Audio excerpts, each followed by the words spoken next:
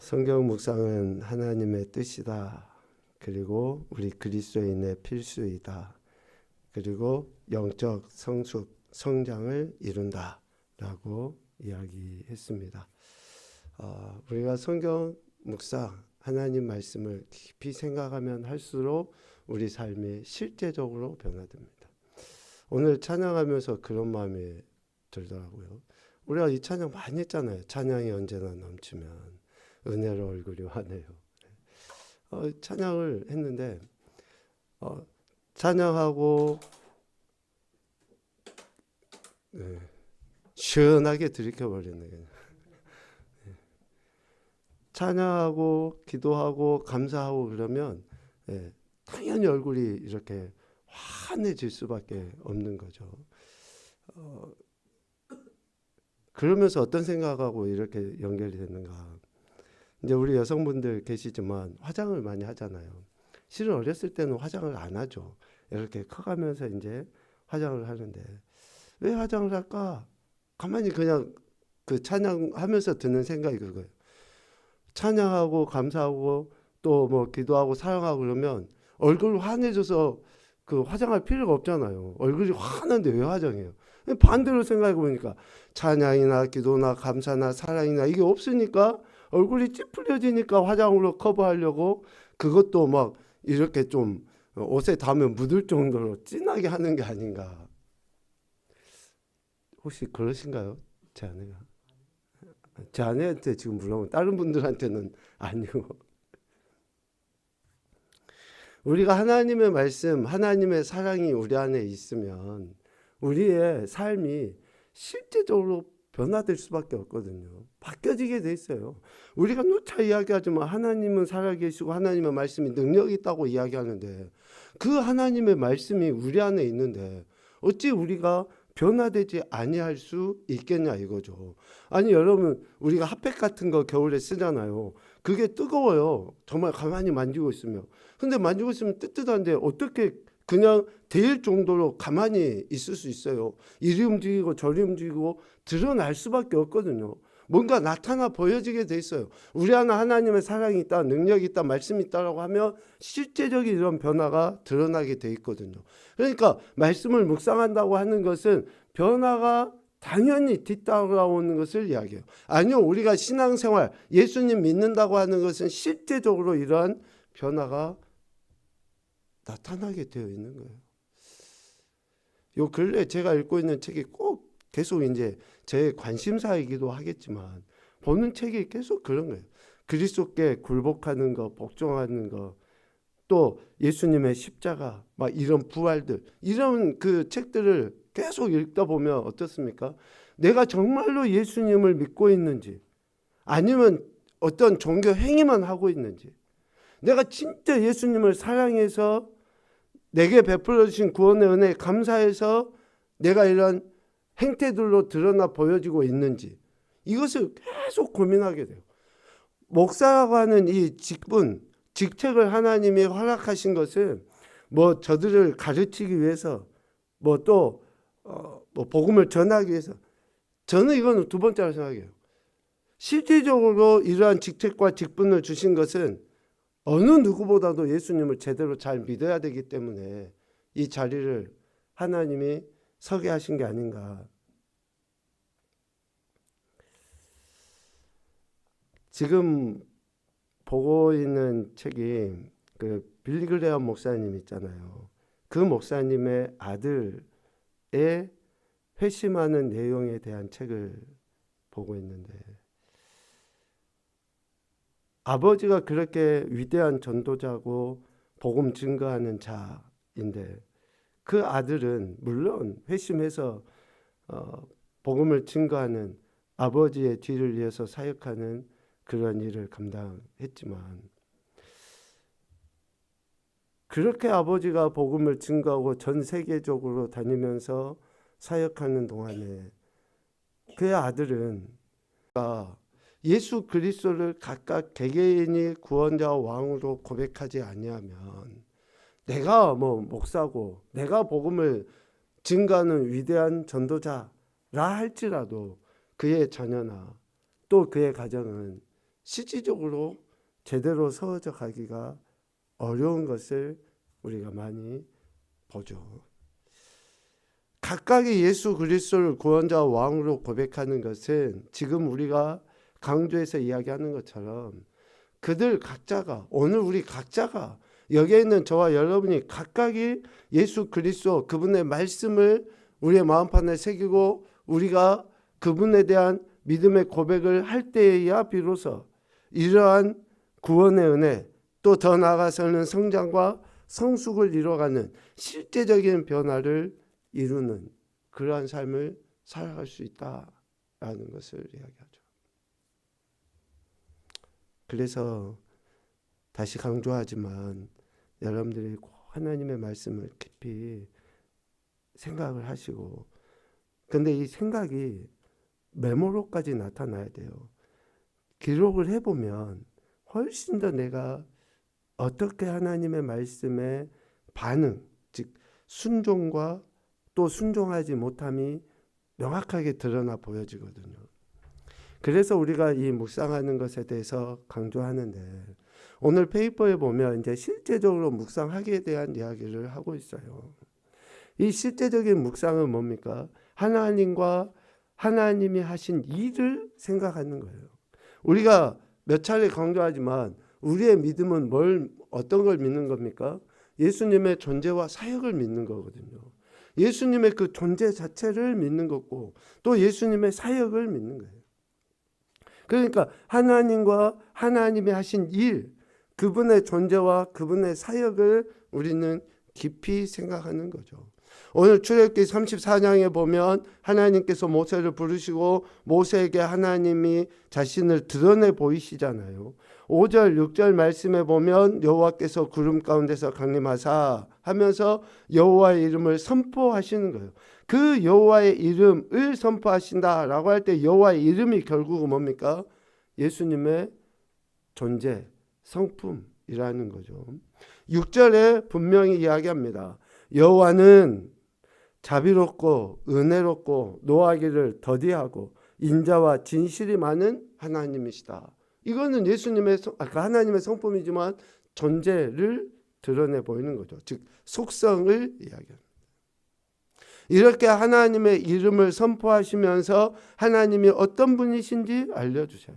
그러니까 우리가 하나님이 어떤 분인가 궁금하다, 내가 하나님에 대해서 알고 싶다 라고 하면 실질적으로 우리가 성경을 읽고 깊이 묵상하면 그 하나님에 대해서 우리가 알 수 있게 돼요. 우리가 아버지라고 부르는 분이 어떤 분이신지 알아야죠. 이름만 그냥 아버지 하는데 아버지가 어떤 분이시고 어떤 일을 하시는지를 모른다 라고 하는 것은 자녀의 도리가 아닌 거죠. 우리를 자녀 삼아주신 분에 대한 우리의 도리는 아버지가 어떤 분이신지, 아버지가 어떤 마음을 갖고 계시는지 알아야죠. 아버지는 이렇게 은혜롭고 노하기를 더디하시고 인자하고 진실이 많은 분이라고 분명히 이야기하는데 우리는 어떻습니까? 우리 누구나 가지고 있는 그 죄성 때문에 하나님을 두려운 분으로, 엄한 분으로, 심판의 주로만 여기기 쉬워요. 그런데 하나님은 그런 분이 아니죠. 당연히 엄하기도 하고 두려운 분도 맞아요. 그런데 하나님은, 성경에서 이야기하는 하나님은 한 단어로 사랑이시다 라고 이야기하거든요. 그러면 우리가 그것을 어떻게 할 수 있습니까? 하나님의 말씀을 우리가 읽고 생각할 때에 그 하나님이 어떤 분이신지에 대한 알을 우리가 얻게 되는 거죠. 하나님의 성품이 구체적으로 나타나 있습니다. 성경에는 하나님의 성품이. 그리고 또 하나는 하나님의 뜻이 나타나 있어요. 약속과 명령에 대한 말씀들이 성경 안에 기록되어 있습니다. 여기서 약속은 우리가 붙잡아야 될 하나님의 뜻이에요. 우리가 붙들고 나가야 될 하나님의 뜻이 약속입니다. 명령은 우리가 순종해야 될 하나님의 뜻이 명령이에요. 그러니까 우리가 붙잡아야 될 것과 우리가 순종해야 될 그 하나님의 뜻하심이 성경에 기록되어 있다. 하나님의 말씀 안에 들어있다라고 분명히 이야기합니다. 11절에서 오늘 이야기하는 것처럼 삼가 지키라, 우리에게 순종할 것을 요구하시죠. 명령을 통해서 우리에게 말씀하시는 거예요. 내가 네 앞에서 아모리 사람, 가나안 사람, 헷 사람, 브릿 사람, 히윗 사람, 여부 사람 쫓아낼 것이다. 그것을, 그 말씀을 우리는 붙들고 나가야 되는 거예요. 그래서 우리가 하나님이 이 일을 하시도록 우리 자신을 맡기는 거죠. 그 약속의 말씀을 붙들고, 또 12절에 스스로 삼가하면서 하나님이 쫓아낼 사람들과 언약을 세우지 말라고 하는 그 명령에 우리는 순종해야 된다. 그래서 하나님의 약속하심, 하나님의 명령하심, 이 말씀을 통해 우리에게 주어지고, 그 말씀을 우리는 듣고 삶에서 실제적으로 살아나가야죠. 오늘 모세와 이스라엘 백성에게 하나님께서 이 두 가지 하나님의 뜻, 즉 약속과 명령을 구체적으로 말씀해 주셨잖아요. 이 말씀을 들은 모세는 어떻게 합니까? 처음에 하나님이 부르셨을 때 시내산에 올라가요. 4절에. 그리고 이제는 하나님의 말씀을 다 듣고 시내산에서 내려와요. 우리가 말씀을 듣기 위해서 올라가야 되고, 말씀을 듣고 난 이후에서 삶에서 살아내기 위해서 산에서 내려와야 되는, 이것이 우리에게 필요하다. 모세가 그렇게 말씀을 듣기 위해 올라가고 이제는 말씀을 받고 내려간 것처럼 우리 삶에도 반드시 이게 필요한 거죠. 하나님과의 관계와 하나님의 뜻에 대한 모세의 반응. 그래서 오늘 우리가 모세처럼 하나님의 말씀을 듣기 위한 예배의 자리, 설교의 자리 다 포함할 수 있어요. 그리고 특별히 우리가 하나님의 말씀을 대하는 그 자리, 각각의 그 자리를 우리는 늘 마련해야 되는 거죠. 그래서 그 말씀 듣고 이제는 우리가 살아야 될 삶의 현장에 나가는 거예요. 그 삶의 현장은 예배 공동체일 수도 있고, 직장, 가정, 또 사회 어떤 전반적인 그런 공동체일 수 있어요. 거기에 나가서 우리가 받은 말씀을 삶으로 살아내 보이는 태도가 필요하죠. 이렇게 묵상은 하나님과 하나님의 하신 일을 깊이 생각하는 것이고, 그 묵상을 이제 우리 삶에서 적용하기 위해서, 하나님과 하나님의 뜻에 반응하기 위해서 첫 번째로 보여야 되는 게 뭐냐? 기도예요. 기도. 그래서 기도는 하나님의 말씀을 가지고 기도하는 거예요. 하나님이 어떤 이야기를 하시는지, 즉 약속과 명령을 우리에게 주시잖아요. 그 약속과 명령을 가지고 우리가 하나님 앞에 기도하는 겁니다. 내 필요를 아뢰는 거나 내 어떤 간구, 내가 기대하는 바를 아뢰는 것을 우리는 통칭해서 기도다라고 이야기하는데, 실질적인 기도는 하나님이 우리에게 하신 약속과 명령이 내 삶에서 이루어지도록, 그래서 이 부분을 적용했다 두잖아요. 기도는 적용했다 두는 거예요. 그 말씀들이 내 삶에서 이루어지도록 하기 위해. 그러니까 우리가 육체의 질병에서 고침받기 위해서 기도할 수 있어요. 또 자녀들이 어떤 그 건강이나 또 아니면 그 좀 삶이 평탄하고 형통하게 되기 위해서 기도할 수도 있습니다. 우리 물질이 어려운 것이 해결되기 위해서도 기도할 수 있어요. 다 이런 기도 필요해요. 그런데 이런 기도의 결국 마지막은 뭡니까? 하나님의 영광, 하나님의 영광을 드러내기 위한 그러한 기도 제목이 돼야 돼요. 아니, 돈 많이 벌어서 뭐 할 건데? 몸 건강하면 뭐 할 건데? 아니, 높은 자리 출세하면 뭐 할 건데? 제일 좋은 대학이라고 대학 나와서 그 비상한 머리를 다른 사람을 속이면서 해하면서 자기의 호주머니를 채우기 위한 탐심이나 욕심의 근거로 사용하면 그것이 과연 옳은가? 그러니까 높은 자리에 올라가면 뭐 할 거냐는 거죠. 또 크고 의리한 그런 명예나 부, 권력을 가지면 뭐 할 거냐는 거죠. 그러니까 우리가 하나님 앞에 드리는 그 모든 기도의 핵심은 결국 뭡니까? 하나님의 약속과 명령을 이름으로 하나님의 영광을 드러내기 위함이어야 한다 라는 것을 이야기해요. 오늘 모세를 한번 봐보십시오. 8절 9절 말씀을 통해서 이야기해요. 이렇게 하나님께서 하신 그 말씀들에 대해서, 주신 말씀에 대해 모세가 급히 땅에 엎드려 경배했다 라고 8절에 이야기해요. 급히 땅에 엎드려 경배했다. 한마디로 기도했다는 것 아니겠습니까? 어떻게 기도합니까? 주여, 내가 주께 은총을 입었거든.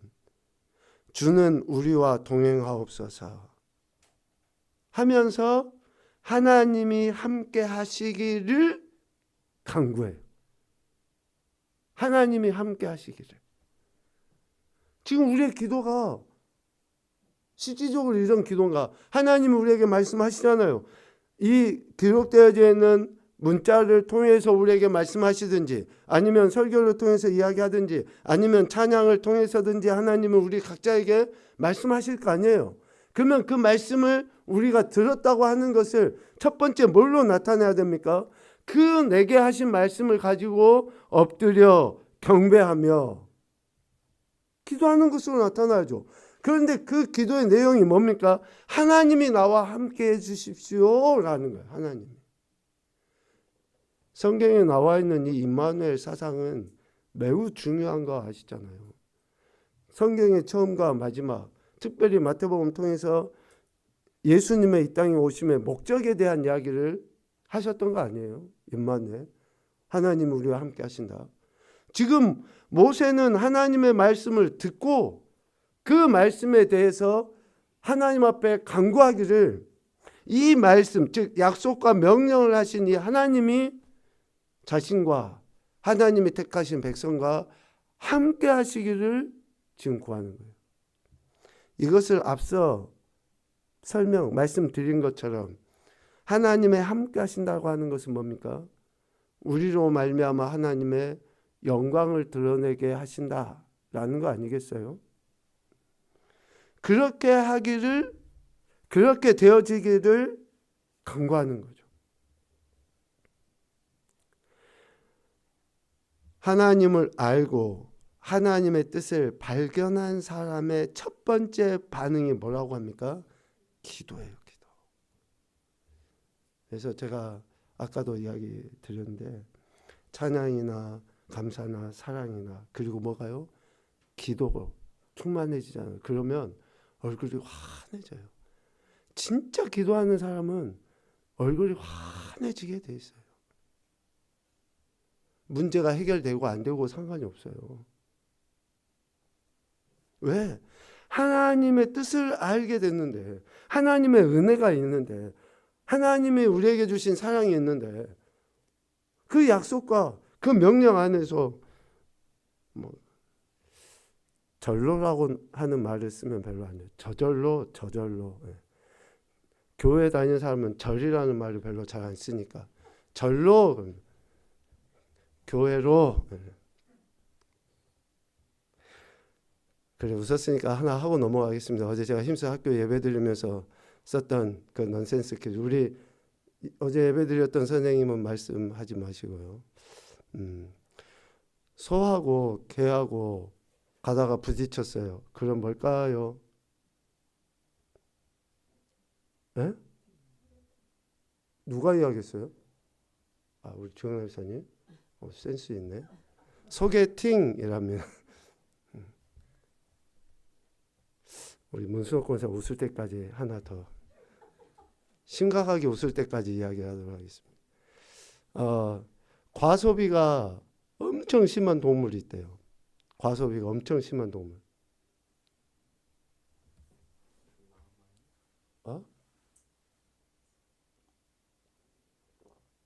우리 정효는 아는 눈치인데? 몰랐어? 다행이다. 과소비가 심한 동물이 있어요. 맹수 중에 있습니다. 맹수. 사자.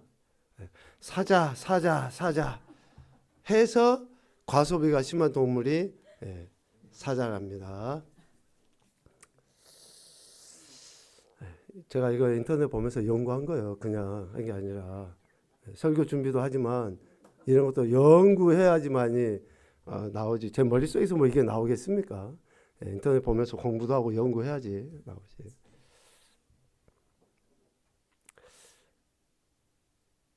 하나님께서 우리에게 주신 은혜에 대한 반응, 그러니까 약속과 명령에 대한 반응의 첫 번째가 기도라 했잖아요.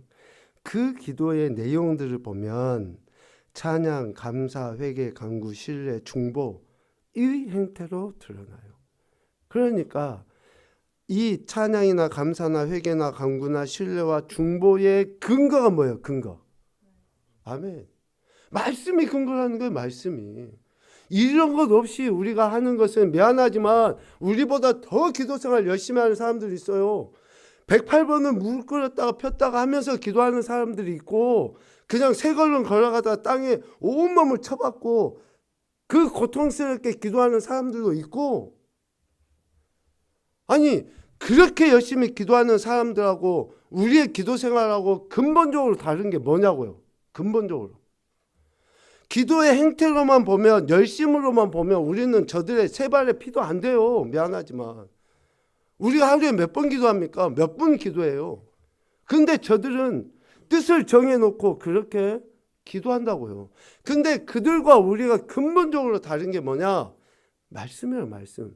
그것도 그냥 말씀이 아니라 살아서 어제나 오늘나 영원토록 변함이 없으시며 온 우주 만물을 창조하시고 지금도 그 모든 것들을 유지 발전 보존해 나가시며 궁극적으로는 우리에게 완전한 생명을 허락하신 그 하나님의 말씀을 가지고 우리는 기도하기 때문에 기도의 시간이나 기도의 행태나 기도의 분량이나 이런 것과는 전혀 관계없이 우리의 그 작은 신음도 하나님께서는 들으시는 거예요. 들으시는 거. 이것이 하나님의 자녀인, 즉 말씀을 받은 자들에게 주시는 은혜임과 동시에 특권이라는 거죠. 그러니까 우리가 왜 말씀을 강조할 수밖에 없는지, 왜 말씀을 더 깊이 생각하고 그 말씀에 따라서 우리가 하나님 앞에 나가야 하는지를 분명하게 우리에게 이야기하시는 거잖아요. 그리고 이제 삶의 자리로 내려가는 순종이 보여야 돼요. 순종. 모세가 그 증거의 두 판을 손에 들고 시내산에서 이제 내려옵니다. 29절을 보면. 말씀을 받기 위해 산에 올라갔잖아요. 그럼 이제 말씀을 받고 내려와요. 내려와서 이제 실제적으로 일상의 자리로 나가서 그 약속과 그 명령을 삶으로 살아내 보이는 이 순종이 우리의 시간에도 우리의 삶에도 필요하다. 그래서 말씀을 듣고 그 말씀을 붙잡고 기도하고 그 말씀이 내 삶의 실제가 되도록 순종하는 것. 이 세 가지의 행태가 다른 종교나 세상 사람들은 알지 못하는 독특한 은혜, 축복, 특권이라는 것을 우리에게 이야기하죠. 그리고 한 가지 이제 더 덧붙이면 뭐냐? 공동체 안에서 이것을 나누는 거예요. 나누는 거. 나누는 거. 말씀의 풍성한 잔치와 삶의 진솔한 나눔을 보이는 거예요. 나누는 거. 샘물은 가만 내버려 두면 말라버린다잖아요. 파면 팔수록, 길러내면 길러낼수록 그 샘물은 계속 채워져 가고 그 샘물을 같이 나눌 수 있어요. 우리 안에서 말씀하시고 또 우리에게 이러한 은혜들, 즉 기도나 순종을 통해서 더 큰 은혜를 누리게 하시는 그 하나님의 역사하심을 우리가 드러내 보일 때, 나눌 때, 증거할 때 어떻습니까? 하나님이 우리 삶에 더 풍성함을 경험하게 하시는 거죠. 모세가 이제 아론과 회중 이런 사람들을 다 불러 모읍니다. 그리고 나서 자기가 받은 말씀을 그들에게 나눠요.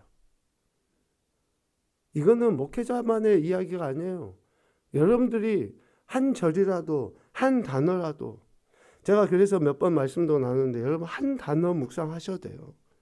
찬양 이것도 묵상해도 되고, 감사 기도해도 되고, 경외라는 단어도 해도 되고, 성경에 나온 그 어떤 한 단어를 가지고, 그래서 여러분 개인적으로 기도하실 때도 뭔가 잡생각이 들 수 있잖아요. 그럴 때 그 한 단어를 그냥 떠올려 보세요. 그러면 그 단어에 꼬리를 물고 또다시 내가 하나님께 집중할 수 있는 그런 기도, 이것을 소위 뭐 관상기도라고도 표현도 하는데, 여간 그런 단어들을 떠올리면서 그 말씀을, 약속을 떠올리면서 우리가 기도할 때에 하나님이 우리 각자에게 더 풍성한 은혜를 주시고 그 단어를 다른 사람들에게 나눌 수 있는, 나의 말로 나눌 수 있는, 그렇게 해서 그 말씀의 풍성함이 더해지는. 그러니까 이거는 목회자만, 또 아니면 어떤 교회 직분자나 지도자만의 문제가 아니에요. 성도들이 각각의 그 삶에서 그러한 모습들을 드러내 보여야 될 것에 대해서 이야기하죠. 하나님과 말했던 모세가 이제 시내산에서 내려와서 이스라엘 공동체에게 말을 하죠. 받은 말씀과 은혜를 그들과 나누는 겁니다. 공동체가 함께 그 말씀에 반응하고 함께 그 뜻에 순종하며 함께 하나님이 거하실 처소 성막으로 세워져 가는 거예요. 그래서 교회 공동체는 결국 말씀이 있어야죠. 그 말씀을 통해서 교회 공동체가 같이 세워져 나가는 겁니다. 말씀에서 찬양도 기도도 이러한 것들이 계속 다 번져나가는 거예요. 여러분 많은 찬양들 하시지만 특별히 제 개인적으로도 그런데 더욱더 은혜가 되는 찬양은 뭡니까? 뭐 시편에 나온 성경 구절을 그대로 가사로 썼다든지, 그럴 때 훨씬 더 우리에게 강력한 은혜, 능력이 나타나지 않습니까? 그거 마찬가지예요. 우리에게 주신 말씀들을 드러내 보일 때에 우리의 신앙이나 삶에서 어떤 상황보다는 하나님이 하실 것을 더욱더 기대하게 되는 거죠. 정리해 보겠습니다. 묵상은 하나님의 그 속성, 즉 존재와 사역을 생각하는 것이 묵상이고, 그 묵상의 내용 속에는 하나님이 우리에게 하신 약속과 명령에 대한 깊은 생각이라는 것을 이야기해요. 그러니까 늘 우리가 하나님이 어떤 분이시고 하나님이 지금 내게 뭐라고 말씀하시는지를 생각하고, 또 그것을 붙잡고 기도하고 더 나아가서 순종하고 교제할 때에 우리의 신앙과 삶은 이런 실질적인 변화를 이뤄가죠. 그래서 상황보다는 또 주님을 보게 되고, 문제 속에서도 기쁨을 잃지 아니하고 더 관계가 이렇게 회복되어져 가는 그런 모습들로 세워져 가는 것이죠. 특별히 가정 안에서 우리 이제 5월달도 되지만 부부 관계가, 또 부모 자녀 관계가 그렇게 말씀 안에 있을 때 더 풍성해지는 것을 좀 우리가 더 경험하며 살았으면 좋겠다 싶습니다. 오늘 이런 말씀들이 우리에게 좀 도전이 되어서, 여러분 어떤 폼이 중요한 게 아니라 우리가 마음을 두고 실질적으로 묵상을 해 나가는 것이 중요하다라는 것을 꼭 기억하셔서 우리 가정별로도 우리 교회 공동체 안에서도 이러한 말씀 묵상이 더 활발하게 일어나서 더 풍성한 은혜를 경험하는 귀한 심령들과 또 인생이 되시기를 주님의 이름으로 축복합니다. 아멘.